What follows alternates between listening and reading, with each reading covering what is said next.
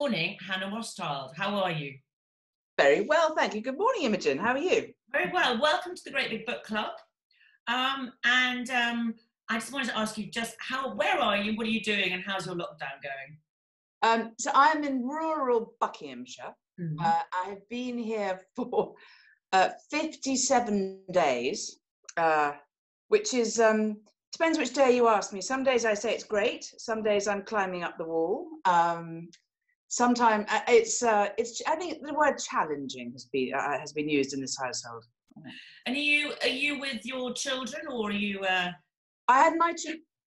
So my children were here for a bit, and then I don't know whether it's because they got fed up with me or they wanted to see their father. The official line was they were missing their father.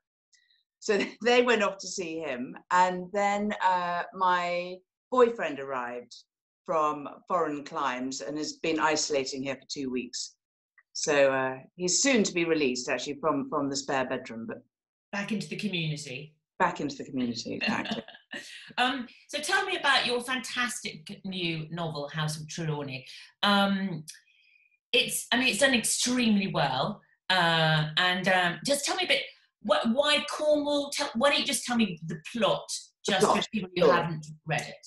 Okay. So I used to have a house in Devon, and I fell in love with the West Country. And it's funny, even though I haven't been there for about 8 years, it's one of those things I can't quite get it out of my system.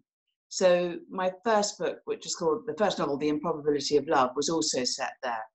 And Trelawney is set there. And I think it's because, in a way, Cornwall feels like it's almost a separate country. And I think the Cornish would think that too. There's something about it being stuck right on the end of the southwestern tip. And you certainly do feel, well, I felt there were different customs, there was a different way of life, there was a different otherworldliness. I should probably get into terrible trouble for saying this, but that was my impression. And I wanted to write a book about a family that had got kind of lost behind, if you like. Lost behind in their own attitudes, and lost behind in the world, and lost behind in their thoughts about how things should be. And I'm particularly interested in the kind of fading aristocratic mores, if you like. So it seems that the aristocracy still believe that they are a very, very important part of British life, and they still behave as if they're a very important part of British life, with tremendous airs and graces and keeping up standards, when in fact I think the rest of us realise, with one or two exceptions, they're not. You know, they're an anachronism. But I had, when I was younger, and I'm afraid to say I will never be asked again, gone to stay with a few of these families, and you would arrive, you know, in your little car, sometimes from the station, or you've driven, you know, possibly a long way, and a very gracious and lovely hostess often met you at the front door, and you thought, this is incredible. There'd be this enormous facade, and, you know, 5 stories high, and herbaceous borders and gravel and all those things which seemed very exciting. And then you'd get through the front door, and more often than not, there was a very different story. And the story was that actually the money had run out long before the pretensions had. And you would get in, and there would often be, I remember one house I stayed in, which was on the first floor. I'm sounding so ungrateful, I'm sorry, but if you look at this anthropologically rather than bitchily, please, you see what I mean? So there was one house, I was on the first floor, there were 3 floors above me, and I could not understand why there were buckets and saucepans and everything else strategically placed all over my room.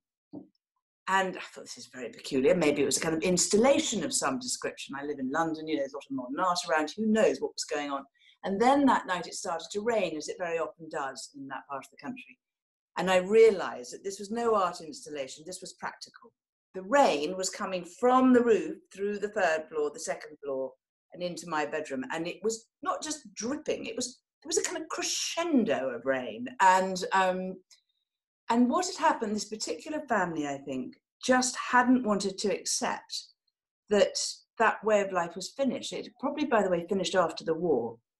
And it was, I think, partly a lack of imagination and partly a little lack of courage, but mostly a kind of real desire to keep something going. What is it about the aristocracy? They're obsessed with the house. The house is almost like a sort of relative I mean, yes, your book, it is a sort of almost a character in its own right. That's right. But it's sort of fascinating how they're desperately wanting to keep the house, as if devoid of house, they are nothing. Well, I think that it's such an interesting point there, because I think that sometimes, I think that a lot of it was, if you have matter, you feel that you do matter, if you like. And I think that's very common, whether you're an aristocrat or a hedge fund or whatever, you want to have matter. And I think these houses were always a kind of three-dimensional calling card, in the county. So I'm going to put up my house and it's going to have 5 turrets. But, then the next kind of landed gentry came along and they had 6 turrets or 7 turrets. So I think that it is a kind of physical embodiment of importance. And the other thing which I was thinking about the other day, I was thinking about Charleston. I was thinking, for example, with the Bloomsbury Group. Would the Bloomsbury Group, they're bohemians rather than aristocrats, but would they mean so much to us if there wasn't Charleston as the literal physical embodiment of that group of people, I wonder? And I was thinking other examples. I mean, what would we think about the Gettys if there wasn't the Getty Museum? Sometimes I think that, what would we think about our royals if they didn't have Buckingham Palace? I mean, I don't know where Prince Edward lives, but I imagine that, Prince Edward probably doesn't live in a palace, but if he did, we might pay him a little bit more attention, maybe. I don't know. I mean, let's not be individualistic about it. But I think that it's. I think these edifices mean something. But then I took it a bit further, and I thought, well, actually, it's not unlike any of us, our inability to let go of things. Whether it's an addiction, which I have many of those, or a bad habit, but I have also many of those. Maybe these houses, in a funny way, are rather like that. They're kind of part of us, part of our character. As you say, they could be an aging relative, or they're almost as if it's part of who we are, our identity. But also they seem to be, particularly in your book, it's almost like a sort of a prison for old values. I mean, if you just tell me a bit more of the story about exactly what happens. So in this house, which is called Trelawney Castle, which is 800 years old. So each time a son was born, he felt that he had to throw out another wing, or another kind of whatever. So you have by the time we meet them in 2008, there are 365 bedrooms. So there's enough, probably. But the left there are the old Earl and Countess, who are very, very kind. Imagine Maggie Smith in Downton. She's very much that person. She's keeping up her standards. She's very particular. And her husband, who was a kind of randy old Earl and, worked his way through all the cowmaids in Cornwall. And that is a comedy, by the way, just in case anyone thought this might be a serious work of history or something. It's a very funny comedy as well. It's a very, very funny comedy. Just saying. Carry on. Anyway, and then they have a rather hopeless, dissolute son, who looks marvellous when he's kind of leaning against fireplaces or on a horse. He was one of those, he bred absolutely for doing that. Languorous, in the best aristocratic, very handsome. Louche. He's quite louche as well, isn't he? He's a bit loose, but he's got, poor old thing, hasn't really got an awful lot else to do, but he does get hired by the local bank because he's got a good title. So the local bank wants a knob on their kind of masthead. He knows nothing about finance, nothing. And he's married to a very hardworking, very nice woman called Jane, who he married because of her money. And then they have 3 totally out of control, feral children. Feral in a way that, that they've never been given a rule or a thing. And because there's no staff left.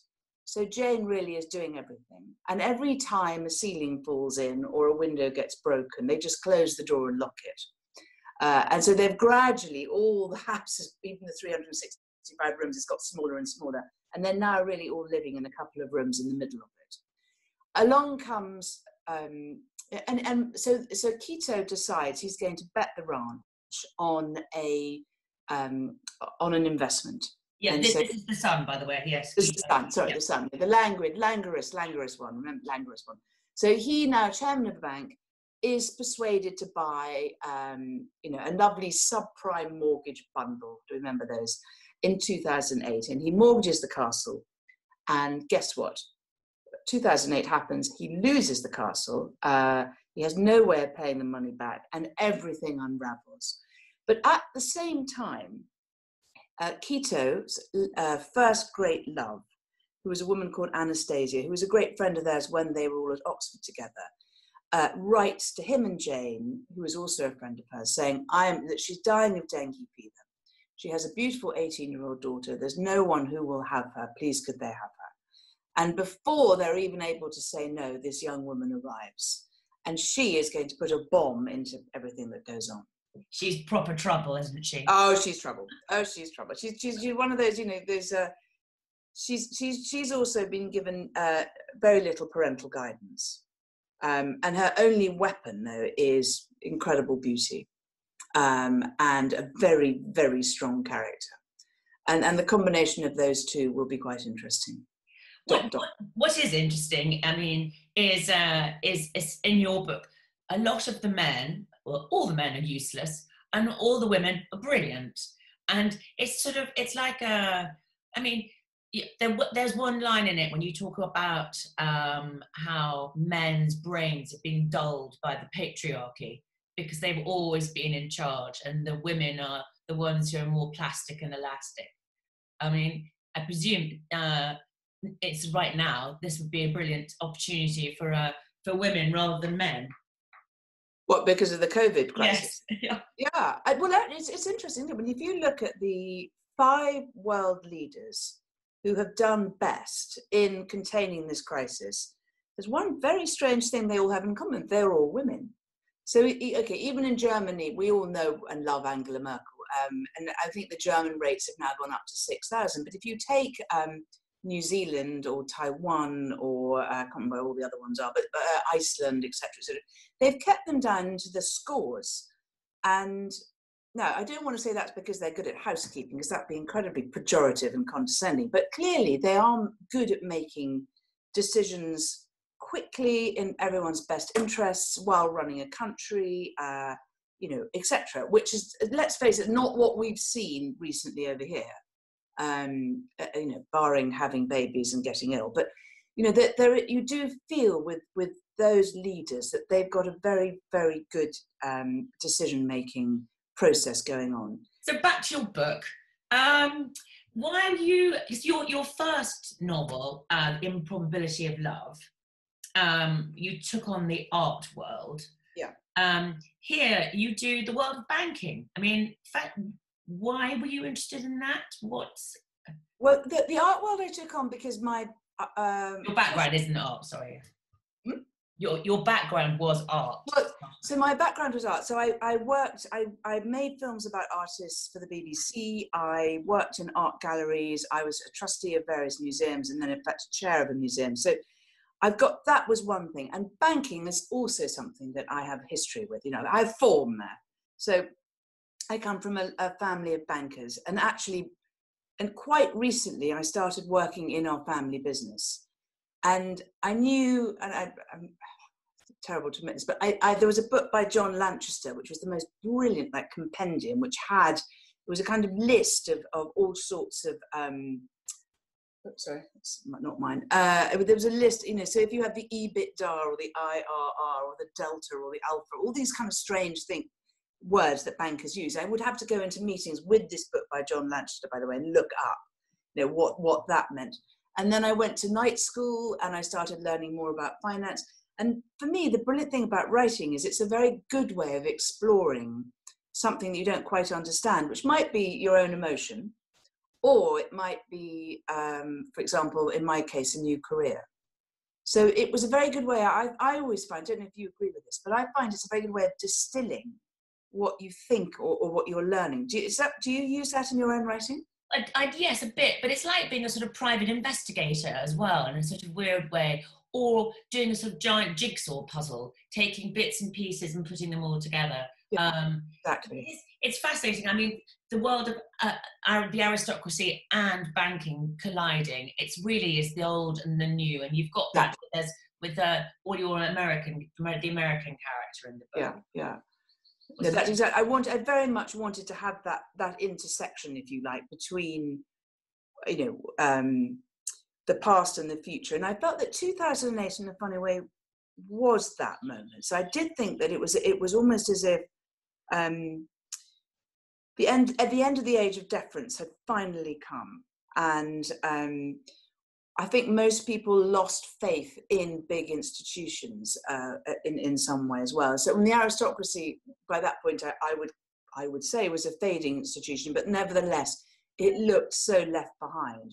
There was no leadership, there was no attempt to make anything better. The banks, if you like, got bailed out, and there was a lot of anger about that. And I want to pick those themes up maybe in another book, but I thought 2008 was just a big moment in our history for me personally. Oh, absolutely. I mean, but what is fascinating is your how you've interwoven those two worlds, and you've got the character Blaise. She's the conduit between the two, isn't she? That's right. So Blaise was this, and again, this is it's hard to believe, but it is absolutely what does or did happen in the aristocratic kind of households, which is that the eldest son was allowed to stay and would stay in the house, and the younger sons were often either sent to the army or to the church, and the girls were expected to be married off, and if they weren't married off, they were shunted off. So Blaise, age 21, did have a university degree. She was very bright, but it was let it be known that she didn't have a place in the house anymore. So she was given 50 quid, put on a train to Paddington, and told to make her own way. So this poor young woman, who is, startled as any 21-year-old ends up in Paddington, but luckily has a facility for numbers and ends up working in the city and creates a very good career for herself, but is becoming increasingly unpopular in the run-up to 2008, because she keeps saying there is going to be a crash. This has all got overheated, it's out of control. So she's becoming an outlier, and then, as often happens in these situations, although she was right, no one really thanks her for being right, if that makes any sense. Yeah, so they almost shoot the messenger, don't they? Yes, exactly. But it is what is fascinating is how many incredible different characters you've got in the book, and how did you manage to juggle them all? Because there are hundreds of them and all beautifully drawn. Yeah. I mean, everyone's favourite is Aunt Tuffy. Yeah, Aunt Tuffy. So, well, I think I'm not going to let you off the hook, by the way, because I want to hear about how you do it as well, because you're also someone who manages to juggle and interweave a lot of different characters and plot lines. So I think it's I'd like to know how you do it. But I to go first, I tend to write. I have a vague idea about where I'm going to get to, and I have an idea about characters who I want to write about. And the first draft tends to be a kind of mad canter towards the finish line. And truthfully, when I get a bit bored of something I'm writing, I bring in another character, and it's that unscientific. So it really is a kind of question of trying, it's a lot of it is about trying to maintain an impetus and just bring people in who can then disrupt what's going on or add to what's going on, or maybe add a different perspective. And how many of these characters in this have you borrowed or stolen from real life? Well, Aunt Tuffy, who, as you nicely say, everyone likes. So Aunt Tuffy is stolen, except that she's a shadow of the person she's stolen from. So I had a very marvellous great aunt called Miriam, who was known as Queen of the Fleas. And the reason she was known as Queen of the Fleas is because she was the world expert on fleas. And she used to keep them by her bed in plastic bags or in jam jars. I mean, when you went to her house, there were fleas everywhere. And to her, it was perfectly normal. She was studying them. Why wouldn't she have fleas next to the kettle?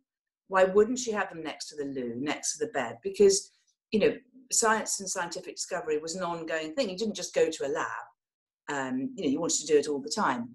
And she fed them marijuana, she fed them cabbage, she fed them tomato plants, because she wanted to see the effect of all these different things. So, and she was one of the most glorious characters of all time. But underpinning that kind of eccentricity was a mind like a steel trap. And she'd been born in 1911, and she'd never been to school. She was entirely self-educated, but her father had also been an expert in fleas and butterflies. So self-taught, she took herself through the education system and ended up being a fellow of the Royal Society and having written God knows how many books. So But my Aunt Tuffy, in a way, takes the eccentric one, and she is indeed a prize winner. But where she falls short of the real Great Aunt Miriam is the real Great Aunt Miriam had to overcome many, many, many more difficult hurdles, frankly, than someone growing up in a stately home in Cornwall. I mean, she had to overcome anti-Semitism, war, death, suicide of parents, you name it. I mean, and I think that's what made her. So one day, I hope somebody will write a really great biography of Miriam Rothschild. But I've written a little mini homage, if you like. Your family is a sort of font of fantastic stories as well. Yeah. I mean, because you did a brilliant documentary, which I loved actually, called The Jazz Baroness. It was so wonderful about your. So was she your aunt as well, Nika? Yeah, Nika was actually Miriam's sister, and really? I was, and I remember when you like anyone, I was growing up, quite a kind of conventional family, quite stuffy in some respects. And I remember reading our family tree, which maybe not all families had, but we had one. And I found this very, very near relation in the family tree. It was absolutely extraordinary. And it was with a wonderful name, Pannonica. So I went to my father and I said, "Who's Pannonica?" And he said, "Oh, it's my aunt." And I said, "Well, it's quite hard to lose an aunt, isn't it?" And he said, "Well, no, she wanted to be lost," he said, or something like that. It had turned out, and then I found out that she had flown Lancaster bombers during the war, and that she lived with a black man in New York, and that she had many jazz songs written about her. So the first occasion that I could, when I went to New York, I was in my early 20s, I looked her up in the phone book, as you do, and I found a Baroness Pannonica de Königswart, is what she was called by then. And I rang up, full of fear and trepidation. I said, "Hello, I'm your great niece." And there was a very, very long silence. And then she went, "Wild." Kind of exactly what you want, isn't it? What you want. So then I said, "Can I meet?" She said, "Yes." She said, "Come down to this jazz club." And she gave me the coordinates, which was right downtown. And I said, "But how will I find it?" And she said, "Just look out for the Bentley." And then she hung up. So I went downtown very late. It was at 3 o'clock in the morning, by the way. It's not, those days it wasn't nice, clean, gentrified downtown. It was quite scary. And there indeed was a Bentley convertible. And in the back, there were two drunk guys drinking beer. And it was kind of pointed towards this door, which had a guy outside. So I said, I'm looking for Pannonica. What are you talking about, lady? And then I said, "Baroness?" And he goes, "Why didn't you say?" And he opens the door and I go down, and there is a woman with a kind of Jean Harlow kind of haircut, sitting nearest the stage with a teapot.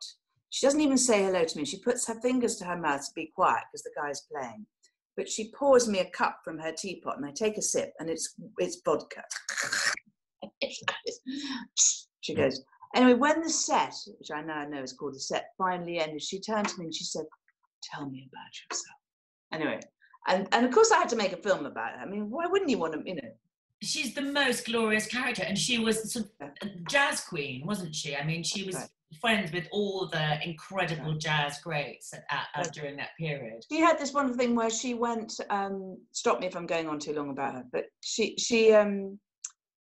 it was during the war, and she went to see a friend of hers. She's already into jazz. She went to see a friend of hers called Teddy Wilson. Teddy Wilson said, "Have you ever heard of Thelonious Monk?" And she said, "No, I haven't." And he said, "I want to play you a record." She said, "I've got to catch a plane. I've got to catch a plane. The kids are at home, husband's at home." She was in New York and they were in London. And he said, no, just wait. And he put the needle onto the turntable and the record went round, and she described it later as the vinyl version of a spell being cast. She never went home. She missed the plane and she went in search of Thelonious Monk, and they ended up living together for the rest of his life. Such an extraordinary story. It's an extraordinary story. And I sometimes think, what's wrong with our generation? We're so, here we are sitting with our beautiful bookshelves behind us and, and our, hair brushed but it's so unexciting, and living in lockdown, I worry about it sometimes. What, that we're all so boring? We're so boring. None of us have adventures. Actually, but I know I'm bored. I'm very, I don't do anything very exciting. Unless I write, then I escape. In my writing, I can become exciting, but in my normal life, I'm not very exciting. But Hannah, I mean, is there anything that you're not good at? I mean, you've seen I mopped the floor this morning. You should see the floor. I just extraordinary. I mean, the first novel that you write, you win the Woodhouse Prize. I mean, it's just sort of, it's extraordinary. You were got a CBE. You were head trust, the first female trustee of the National Gallery. I mean, it's just an extraordinary. Well, you're very sweet to say that. I'm sure, like everyone, I don't feel like I'm I don't feel like I'm particularly good, or I always feel like I can be better. Do you think? I always feel like, and maybe that's what drives me on. Maybe it's that kind of terrible, go on, more, do it better. Maybe that's a family thing. I'm not sure. I mean, the idea of you ever dropping a ball seems to be extraordinary. You're very sweet. No, I do drop a lot of balls, and I don't. And I think the other thing is, which is incredibly unfair, by the way, but if you can, if you have people working for you, it can make you look quite good. And I'm not being falsely modest. So I have got very, very good people working in our team, so to speak. And they really do make me look quite good. And I promise you I'm not being modest. Just, it's unfair and it's true. And are you doing, because I read that this is supposed to be part of a trilogy. Are you going to carry on with the Trelawneys? I don't know how you found it, and I'd be really interested. I'm sure you've asked other people this question. So I thought, brilliant, lockdown, fantastic. Here we go, type. I found it so difficult to write during this period. So I am supposed to be writing Trelawney 2, which is supposed to take the same characters and the same family from 2008 to Brexit. It's not a Brexit book, but takes it up to the eve of Brexit. But can you write at the moment? How are you finding it? No, I can't do anything. Absolutely nothing. Nothing, isn't it? Yes, my brain it's like there's just white noise inside there. Yeah. But what is that news? Is that because we're finally able to do the thing that we want to do, just cancel everything and write? I mean, what is it? Why can't we do it? I think it's exhaustion, isn't it? Exhaustion. Are you exhausted? I'm just exhausted. Yeah. And I'm frightened, to be honest with you. I'm exhausted. I can't. I mean, I'm not personally. I'm lucky. I'm in a very beautiful place. I'm looking out now across the garden, etc., etc. But it's very difficult to know where this kind of lack of normalcy. What will the new normal be, and where will we end up? And are we digging our graves? Are our children going to be okay? I mean, it's all that stuff, isn't it? And I presume before, if you're a person who's quite organised, which you must be, yeah, you like a routine. Yeah, I don't know about you, but I do try and stick to a routine here. I mean, I do try and kind of, I have my working day, which continues by and large with Zoom. I have, I try and do some exercise, less and less. I do the housework at a certain time of day. It's all that. So I do try and stick to a routine. Do you too? Yes, but I mean, I think it's. I think I meant sort of creatively before. I mean, I would always do from 9 till 5. Absolutely. What are you writing at the moment? Nothing, because I can't. Do you have an idea? I'm doing this thing. Yeah. This book club thing, obviously. This is fantastic, by the way, because as you know, fun, isn't it? Nothing else is. I mean, it is quite sad that. I mean, I came out in February, so I had a bit of a run at it, but. As you know well, book sales, I think, because the news is so interesting, have collapsed. Yes, also I think people don't know these books are out there. That's the problem. Yeah. So there's no publicity. There's no sort of, you aren't walking into a bookshop and picking it up and going, oh, that looks quite nice. Yeah. There's none of that. There's no physicality of anything. So you're probably just reading what you've got lying around. Yeah, or not reading it. Or not reading. Have you been reading? I've read actually the 2 books which I loved, which I've read most recently one was American Dirt, which again, I think I liked it because it was very, very, made me feel extremely grateful not to be a Mexican mother and her son on the run, trying to get into America. I think that was, and then this extraordinary book called Station 11 by Emily St. John Mandel. I think that's how you pronounce it. Which she came out in 2013, and it imagines a pandemic called Georgian flu and what it does to society. And it is extraordinarily prescient, and I think grippingly written. So I would highly recommend that. And it's that wonderful mixture of being, like many good writers, it feels quite effortless reading it. You don't have to, it's very well written, but actually it's quite an easy read. You are trying to write the next one at the moment, are you? Yeah, I'm making headway. I'm probably about halfway through a first draft. But as I explained earlier on, my first drafts are a kind of mad scramble to get to the end, and the really hard work comes afterwards, with the rewrite. I always think I should be called a rewriter, not a writer. But so I know what I'm doing. I know where I'm going. I know who's in it. And now I've just got to kind of get on and finish that first draft. Once you have a first draft, as you know, it's fun. It's really fun, in my opinion. Yeah, the rewriting is always the best bit, isn't it? Heaven. Whereas, and the first draft, again, I said this to my agent the other day, and she was a little bit shocked, I think. And I said, people just don't, actually I didn't say I said it to my editor. I said, people don't realise it's quite boring writing a book because you've got to cover a lot of pages. And she said, well, it's jolly boring having to read them too at times. So I thought it was very honest of her. That's very funny.